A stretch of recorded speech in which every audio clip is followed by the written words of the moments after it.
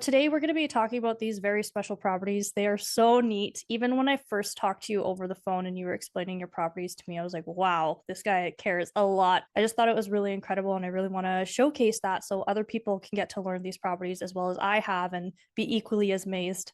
Yeah, and thank you. I can't wait to talk about these properties. I'm very proud of them. In total, you have six properties. Five of them are very close to one another. And then the sixth is a couple blocks away. Right. Yeah, so I do want to start off with the five that are close together. What is the property history? Like, when did you buy it and how long have you had it for? How did you buy it? Actually, the first of those properties was purchased by my grandfather in 1953. At that time, it was a house. It was a really cool house, actually. It had a staircase that wound all the way from the basement all the way up to the attic, which is now a unit. And he had his entire extended family living in there at one point. That house has been converted into eight separate units now. He was operating three similar properties, including that one on that corner where these properties are. And I started helping him out with managing the properties in 2015. My dad and I decided that I was going to be the new manager. And so I fell into it initially, took over those houses, bought a few more. And now I'm operating a series of lower income units that have done quite well over the years. Your grandpa acquired these, I think you said back in the 1950s. And The then, first one, yeah. yeah, and then grandpa passed away. And I believe your dad and you purchased them out of the estate after he passed. Yes. So the first three we purchased out of the state as I figured out how to manage and improve these kind of older buildings. I purchased some more and then I built one of my own. I built a brand new one as well. Yeah, that one's really Yeah. cool. Something really unique about the properties that you're holding on to is you've taken care of a lot of really big expenses just to get the longevity that you can out of the building and to make sure that your tenants are safe and secure and protected. So, what are some big ticket items that you've gone out of your way to complete? So there's some stuff that you might expect. So all the roofs, all the eaves troughs, almost all of the hot water tanks and furnaces, those have all been replaced within the last 3 to 4 years, some of them more recently than that. Some more unique improvements. So for all of the buildings that have brick foundations, I actually went and did a little bit of foundation work to protect those foundations from water infiltration. What did you do? So basically, we trenched out the perimeter and we installed a drip edge and some plywood so that regular weather can't get to the perimeter. Water infiltration is my biggest nightmare. So that's why we did the eaves troughs. That's why we did the roofs. That's why I worked on this protection of the foundation, and it's worked really well. There's nothing structural that needs to be worried about in any of these properties. There was a really unique situation actually at the building that's a little further away. It was one of the things that was a deciding factor in me buying that building. I didn't do it myself. I wish I was this smart, but those guys didn't have enough room to put an exterior weeping tile system in there. So there's actually an internal weeping tile system that directs water away from the brick foundation. So that foundation also has years of longevity in it. The other things that we've done, basically all the grouped properties have secure fences all the way around. They're locked fences. And we have a centralized 24-hour video surveillance that's monitored on site. So it's about as secure as you can get. For the newer building, there's a parcel box. That was a custom design. It was a collaborative effort between me and the shop that made it for me. But basically, it's for Amazon packages. So we have a big tank of a box. People could get a whole mattress or bed frame delivered into that box from Amazon. I was curious, how does that work? So anybody can open the front door, and then does it go into a box that you then have to unlock in the back to open? That's exactly right. It's close enough to where the cameras are located and it's close enough to the building that it's too obvious for somebody to monkey with it from the outside. Between the stainless steel 6 foot fences, your custom mailbox, the 24-hour, like full video surveillance of both the internal common areas and then all of the exterior, you have done a lot to protect your tenants. And on top of that, your tenants seem to be really happy with just the relationship that you have with them as well. I'm curious, have you gotten feedback from your tenants that have lived in a similar location but on a different property? Yeah, sure. Yes, of course. A few of these kind of styles of properties, especially the SRO style where you have shared facilities like shared bathrooms or shared kitchens, those are run very differently in general from how I run mine. It's night and day. So the typical strategy with the owners of those buildings is basically put as little money into maintaining the buildings as possible, which is a legitimate strategy. Yep. It's absolutely a legitimate strategy, and those people, they do make money, but you tend to have buildings that are very insecure. You tend to have buildings that have a lot of crime, a lot of noise, and unfortunately, pests become a problem.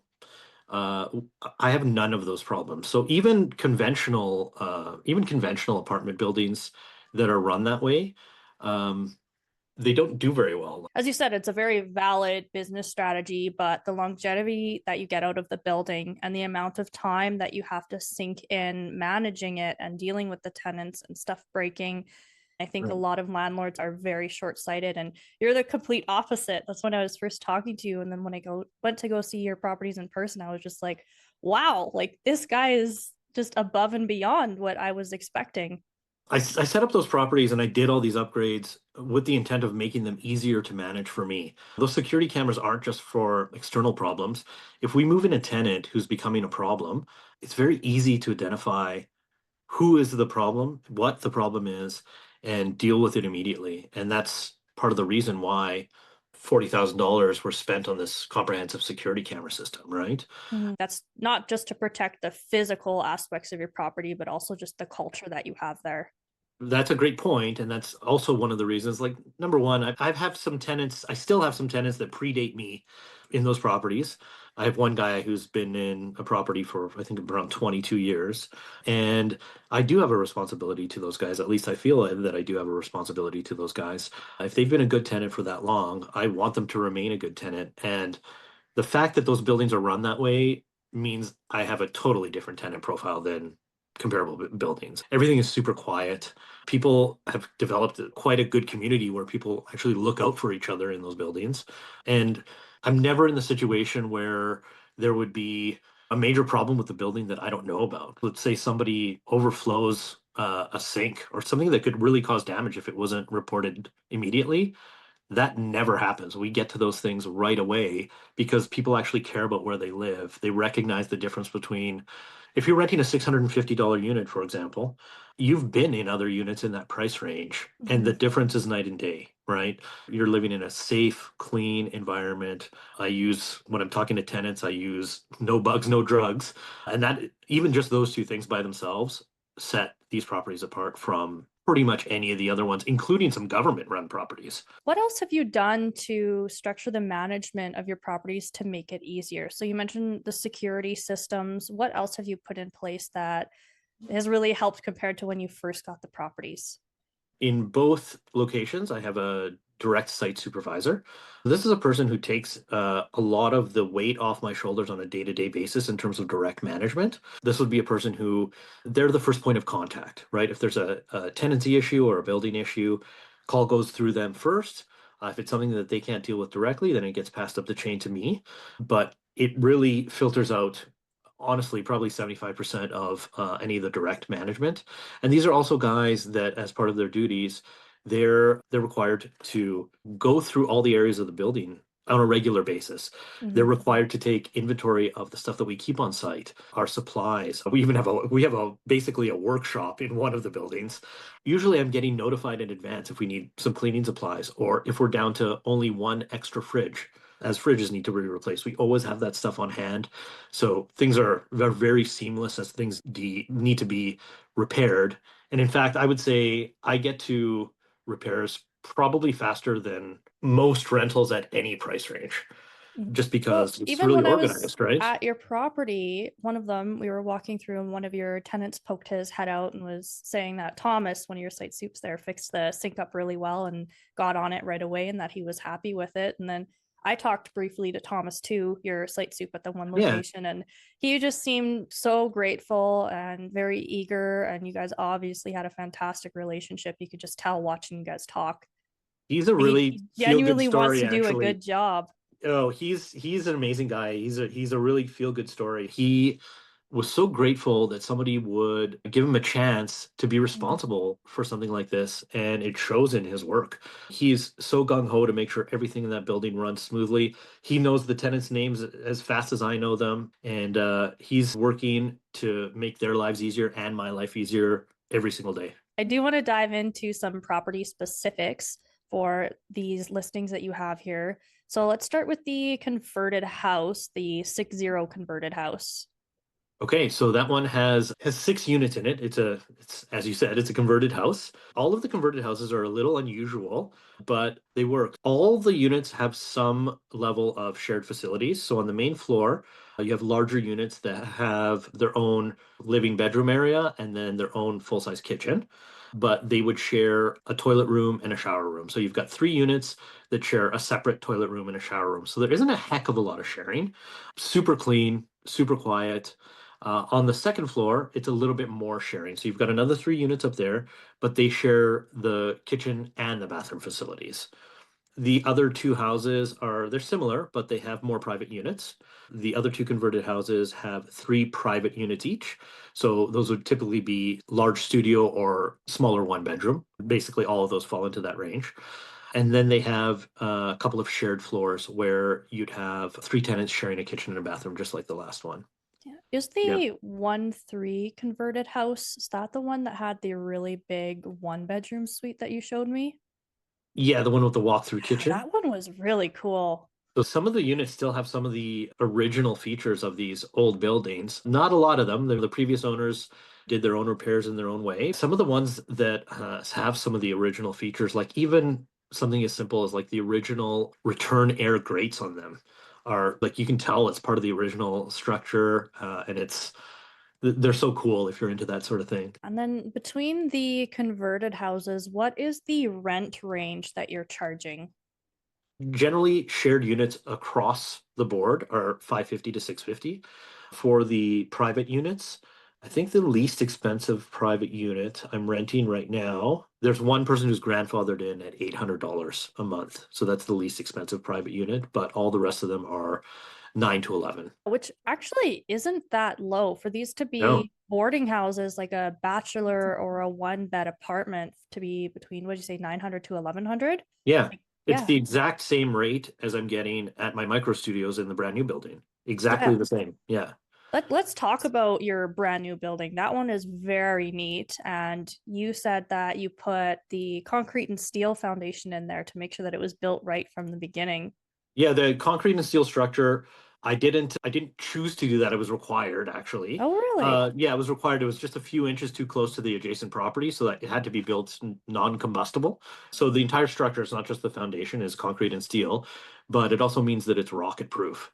One of the criticisms of the MLI Select program, I know this is a tangent, but one of the criticisms of that program is that these super long amortization terms, some people are saying the amortization term is longer than the lifespan of the property. Uh, this is definitely not the case in this building. It's a concrete and steel structure. That building has twice the lifespan minimum. And even the buildings that I'm currently operating, the older ones, are already into that century range of how old a couple of them are, right? And they're doing just fine, right? With a little love and attention, you can keep those running indefinitely. Yeah, I know concrete and steel. I've worked with a lot of buyers looking for buildings like that. The property managers love them because there's less likely for pests to get through and interrupt Of other course. units. Yeah. The tenants prefer them because everything's more quiet. There's not as much bouncing or vibration. And then the owners love them because of the longevity. So I'm glad that there's actually concrete and steel. It's just better for everybody involved on those properties. Yeah.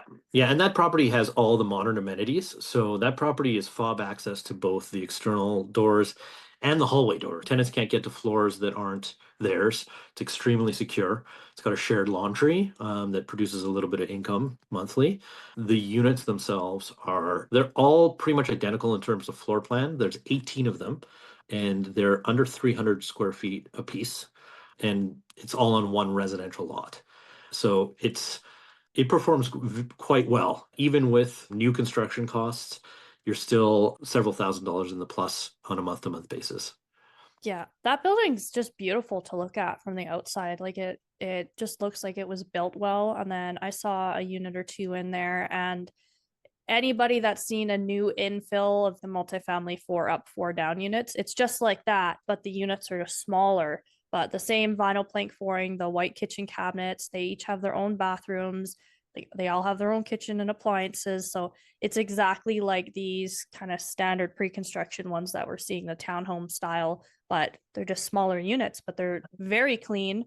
And then there you have that red building there within that cluster as well. What's going on with that one? So that's a purpose-built rooming house. That one has 15 units on it, again on a single residential lot. That one is probably the one that's the easiest and best producing in terms of income.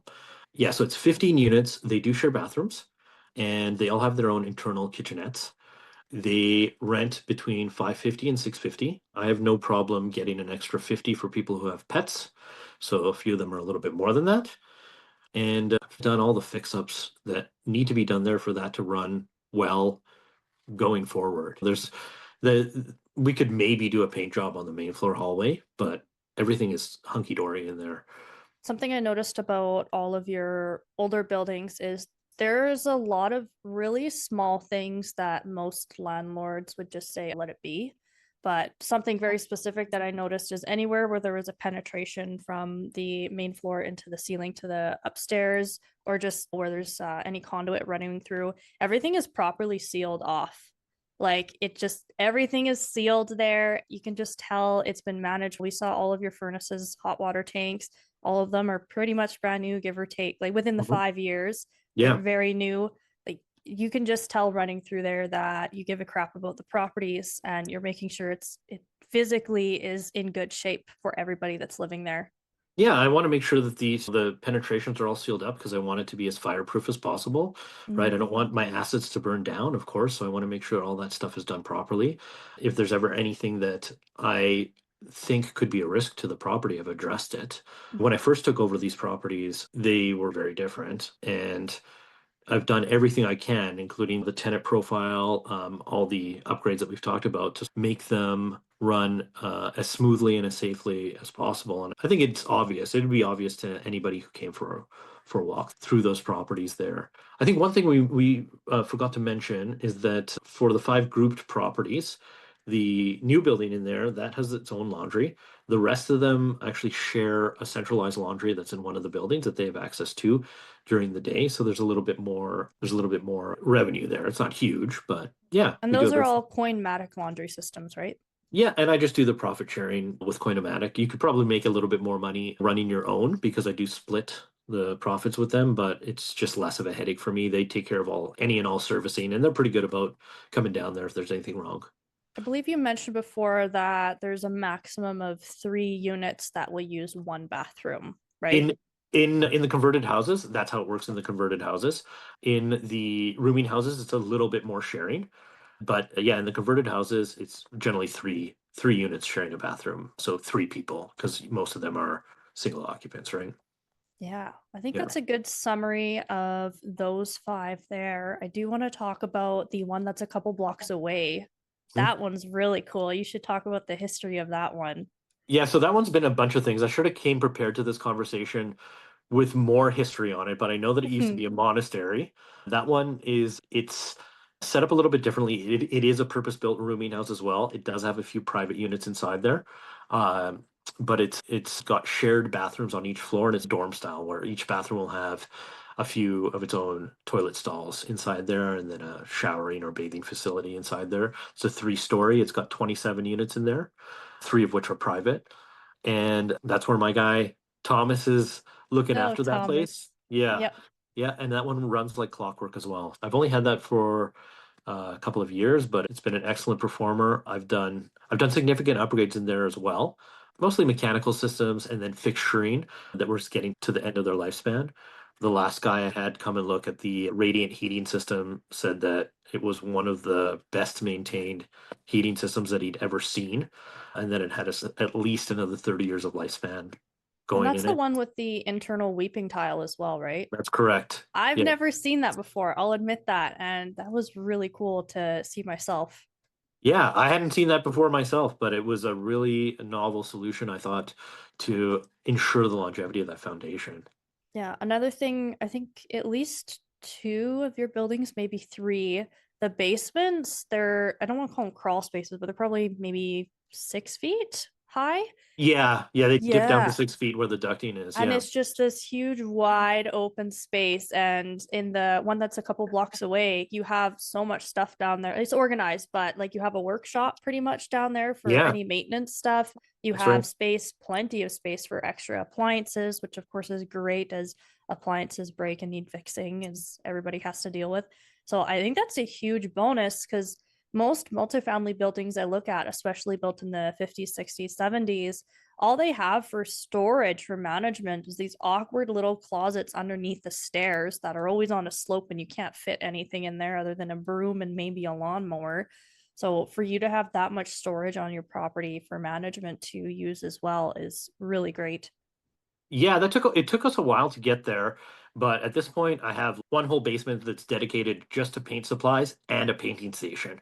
And I've got another one that has all the cleaning stuff. I've got another one that has all of the furniture, the boxed up furniture ready to assemble. Yeah, and I've got another one that has appliances. It's if it's kept organized like that, things are so simple, and having the extra workspace, especially heated workspace, makes things go so much smoother and faster. It's much easier to see what you have on hand so that you're not rebuying things that you already own. It's much easier to keep organized as well, right? No, no, it'll save time too. So then Thomas isn't, oh, toilet seal isn't working. We need another wax ring. You're like, oh, now I have to Oh go to yeah. Home Depot and grab one. No, he can He just go knows down exactly where there, those are. solve Yeah. the problem. You saw how he organized his cleaning supplies. It looked like it was organized by a robot down there, right? Yeah. Yeah. Yeah. The 27 unit, that has each unit has their own kitchenette, right? Yes. Yeah. Yeah. And is that the building where all of them are induction stovetops? Or is that So no, there are some electrics in there. There are Mhm. some electrics in there, but as those appliances are being replaced, I've moved towards induction cooktops just because they're so much safer, right? Mhm. It's much like I don't have any electric burner hot plates in there, for example, with which is pretty typical of rooming house units. They'll typically use your $50 two burner electric hot plates, and Mhm. those can definitely be dangerous to the point where like insurance companies are asking you to use these in any of your units, right? I don't, and I think it's a good idea to have those induction hot plates because you can't even, they won't even turn on if you don't have a pot on there, right? Yeah, I do want to talk about the general tenant profile of the people that live in your buildings. I do still deal with a fair number of people that receive some sort of income assistance, whether it's from the government or other things. There are a lot more people that are young people that are working. We have some working immigrants. So the profile is totally different. Like everybody who's in there is an upstanding person, right? We don't have anybody who's a hoarder. We don't have anybody who's like even unclean really at this point. We don't have any pests. There's no drugs at all. What do you do to screen tenants? Are you using your gut or like how do you screen them? I I go and meet them off site if I can. So one of the best things you can do, in my opinion, this is a across the board property manager thing, I would say. Go meet the person where they live. Go meet the person wherever they're staying right now. I realize that's a huge extra step. That's something that may not be feasible to a property manager that's managing 400 units. I get it. But if you can go meet somebody where they live and have a 10-minute conversation with them, just ask them questions about themselves, it's amazing what people will reveal. And it's amazing what people will reveal about how they live just from where they're living right now. If that's a possibility, if you can convince somebody to do that, I always do that. And that's the biggest step right there. But after a while, you become very attuned to the people that aren't going to be the right fit. And then we were talking about how you would be open potentially to a VTB for these properties. Yeah, if that's something that's attractive to a buyer, I think these are the kind of properties that it might make sense for because they are all income producing properties. So it's something that would make sense for a potential buyer. Mhm. And then you also mentioned that when the buyer comes along to purchase these properties, that you would be open to pretty much an orientation with them on how to run the property. And you didn't give me a timeline, I think, but you said you would be open to managing it for a couple months and then teaching them the ropes along the way just so that they can take over from you smoothly, which I thought was very nice of you. Yeah, I think that it would make sense to co-manage with whoever the new person is going to be, just because all these systems that have been put in place over the years, learning those, there'd be a little bit of a learning curve there, but it'd be worth it. I'm certain that a new owner or a new manager would want to change some things and do some things their own way, but it might be valuable for them to see how it's been done up until now because it's been done that way for a reason, right? It's been done that way to make management easier. It's been done that way to maximize profits as well, right? Yeah, I'm sure people listening after all this awesome stuff we're talking about with your properties between the tenants and the physical structure of the building, they're going to want to know, why are you selling if you put so much work into this?